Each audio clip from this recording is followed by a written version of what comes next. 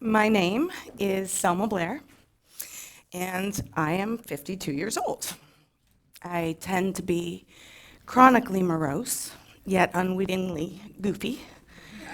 I grew up in Southfield, Michigan. It's a city in the suburbs of Detroit. I lived there from birth until I went off to college. And like a comforting cartoon from my Saturday mornings as a little girl, I, Selma James Blair, nay, baby girl Beitner, my mom couldn't decide a name on the spot, really, it says that on my birth certificate, recently was given a gorgeous bronze key to this hometown with a proclamation of Selma Blair Day. I know, I made the big time. I really feel so now, and my gratitude for it all is immense. Gratitude is also what I felt when I finally received a diagnosis, or four, that made more sense of me. You see, I have been deeply unhappy and rather unwell all of my life, as I have also been to heights I didn't dare to dream. The extremes are where I live. However, I am not bipolar or have any mental illness, actually, although I spent a lifetime on antidepressants, misunderstood. It turns out I do have relapsing MS, though. It was actually liberating news. Wonderful and bewildering to have a diagnosis other than pain because of sadness. Dr. Berkeley gave me the news on a warm summer night at 11:30 p.m. in August of 2018, the night before I was set to complete a role in a film series in Atlanta. And while I had been wholly and horribly unwell since my son was born in 2011, plagued by fatigue and the breakdown of my skin and connective tissues, and a super foggy cognition. Pain so intense in my legs and neck, I felt I couldn't even sit on a plane to make the trip. I also had developed a dead leg and a tremor. I was once again searching desperately for relief. I no longer drank alcohol for what hurt, which only served to put me into a glass of oblivion and crisis.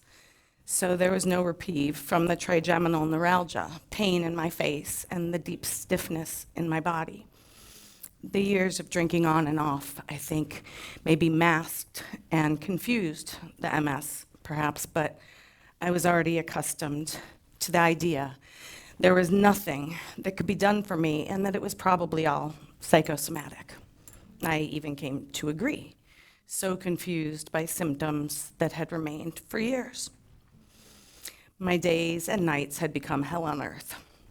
Fantastically exhausted with full-time breastfeeding my son and suffering from active MS, which was diagnosed as postpartum depression.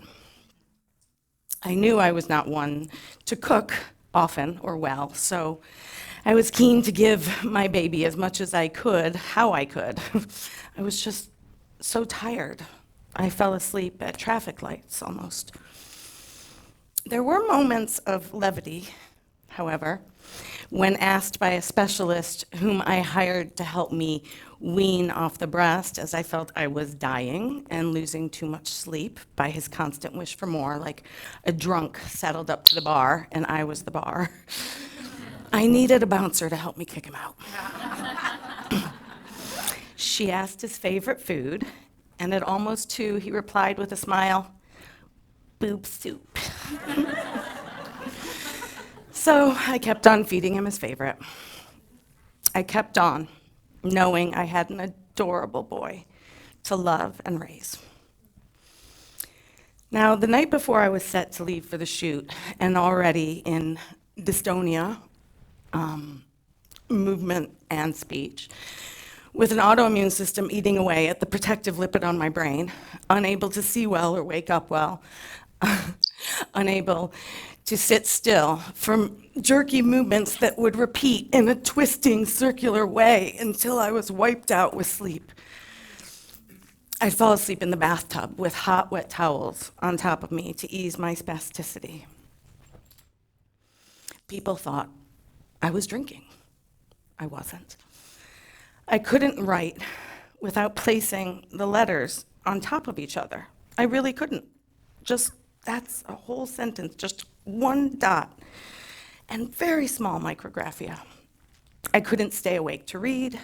My right side was weaker and lagging. I had episodes of vertigo when simply sitting, as I do now, so intense the earth would open and lay bare a deep hole that didn't exist. But I would scream in hyperreactivity, and then laugh and cry with enthusiasm. Sometimes when I was younger, I would wake up in laughter, a loud companion to the daytime tears, deep and inexplicable, rolling laughter coming from me, unbidden. As I got older, the crying jags would come and go, unprovoked, but mostly come. I am an actress, and this syndrome of mine was challenging to keep in check. I guess I thought I was wacky, unbridled, unmoored, I figured. So I made it work. But when the spinal neurologist who had diagnosed me implored me to check into the hospital the next day, that my brain already had at least 25 years of damage, I said it would be impossible. I had a shoot to get to. I had to get on a plane at 6 a.m., mere hours away. He said that could not be done. And I said, but MS is an incurable, lifelong condition. What's the rush? What could be done anyway? I had always known a version of this duress on my nervous system, and there was no way I could start treatment. The show must go on. I stayed mostly asleep, except to do my scenes. In fact, sleeping was how I actually got the order for the MRI. He watched me falling asleep in his office. I went on to another show and continued down the path of disease progression, made worse by full therapeutic cycles of steroids. The organism had progressed to the point of self-destruction. But gratitude for the doctor, and gratitude that I had actually the most impressive assistant. It's not easy. So you know what I mean, Bonnie, who kept me alive and functioning adjacent, if not just to exist. She took care of my son, bless you, and organized my doctor visits. She turned out to be my only close friend in the fold. You see, in addition to progressing into disability and aggressive treatments, I had already lost my favorite friend, the great Carrie Fisher. I know. I lost a good friend to suicide a few years earlier and was left haunted by their sudden departures. When Carrie died, and when my mother died, I cried into the night asking her to come see me somehow. See, I could visit Carrie in her films, and when I could manage it, I reread all her books and cried with missing her energy here on Earth. I remember her one-woman show, Wishful Drinking, where she stood on stage, stated her name with twinkling lights behind her, and said, "I am Carrie Fisher, and I am 52 years old." I am 52, as I have said. I am no Carrie Fisher, but I have also lived a life full of the slings and arrows of outrageous fortune and extreme lows, addiction, and dental pain. We had something really big in common. For better or for worse, we were true to ourselves and also felt preternaturally inclined to lessen the stigmas people faced. We can manage that and then get back into bed and watch the classics. Now I'm even in some of them.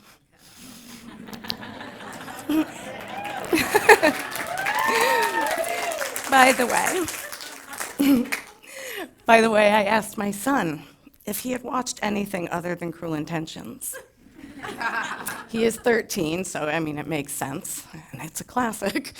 But he answered that he didn't much go in for the black and white films.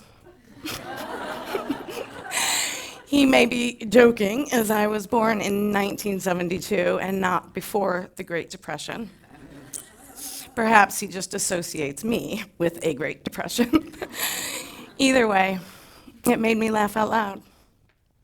Although, as I said, I may laugh even when I'm asleep, because years of untreated relapsing MS left me with PBA, pseudobulbar affect. And it was one of the most interesting diagnoses I've ever received. Like MS, which was so much a part of who I was, even though not recognized in someone who also was so able and athletic once, although not ever quite well enough to excel heartily in most sports. I've always had anemia, postural orthostatic tachycardia, and Ehlers-Danlos syndrome. They are often found in people with MS. Perhaps it is just the extra stress which contributes to a nervous system run amok. The PBA was finally diagnosed when I couldn't stop crying. Not just crying, but wailing. When I have reached my limit, the condition leads to intense aggravation. I am like a child who must be put down for a nap. It is misrepresented as a severely moody personality, which I am guilty of.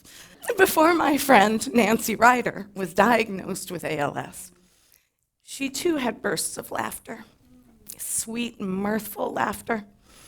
She cherished that time before the disease progressed and took her voice, her laughter, and her life.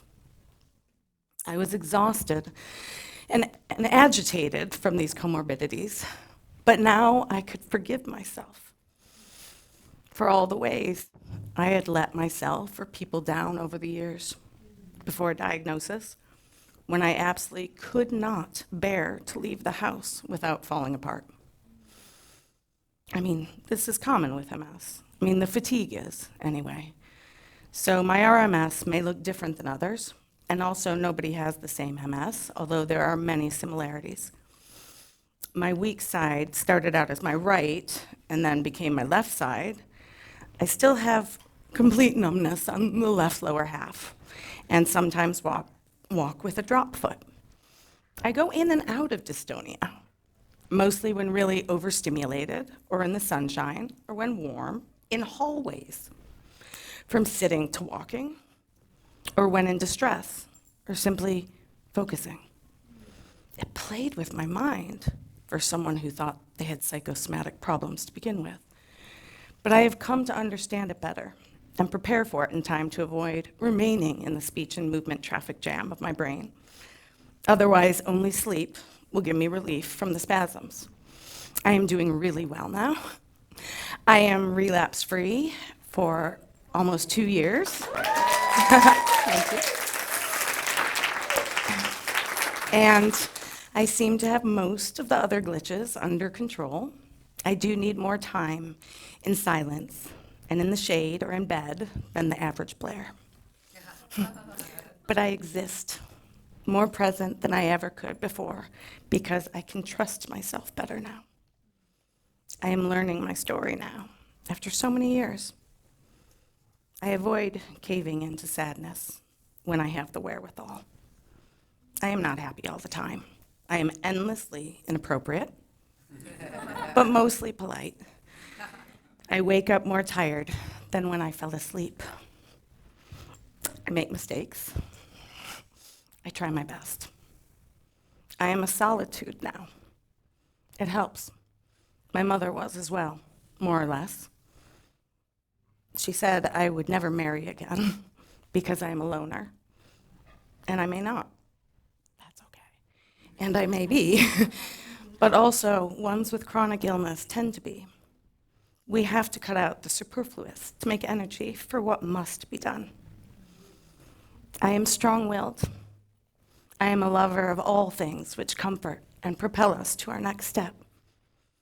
And I feel humbled by this life and grateful, completely humble and of service, and now I just show up as best I can. But this week has been a doozy. and it would have kept me dizzy and weak and foggy for months. I have recovered so much, and it has taken ages since diagnosis to find the right doctor for me and my condition. This doctor found the right management of my disease, and I came to a place to trust her. So I thank her deeply for having helped find me. And to the few who have loved me enough to know my well-being helps me raise my son, my closest reason. And my kind and wonderful fans, actually, who showed me the kindness of strangers in my darkest. This week shook me. Dental surgery and a separate infection, and then a separate infection, and then a sickness. I don't feel my bladder now, so I just have to be careful. When I have an infection, neurological symptoms show up more, and I must remain calm and address the issues. Gosh, our lives are fragile. A teenage child was killed in the school parking lot on Wednesday afternoon, leaving a chill so hot with grief. It is all inexplicable and life-ruining. My heart breaks every day for all of us in so many ways. And I feel bereft from the loss of all my adult best friends from addiction or suicide or betrayal, or just because it is just simply our biggest event that has to happen in our lives, no matter what, after birth. Our lives are so fragile, and our will can be so strong. We can be blindsided by incomprehensible news on a Tuesday afternoon while searching for our keys in a bag full of lipsticks and dog treats. And we can also feel the hand of God reach down on any given Thursday. And that deus ex machina can set off a chain reaction which will keep this thing going. This life of love and fear, laughter, and howling with waves of grief. Incredible things can happen. Everything will change anyway. Keep on showing up. Thank you.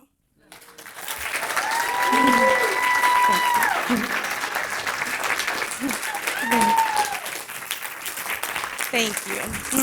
Thank you so much.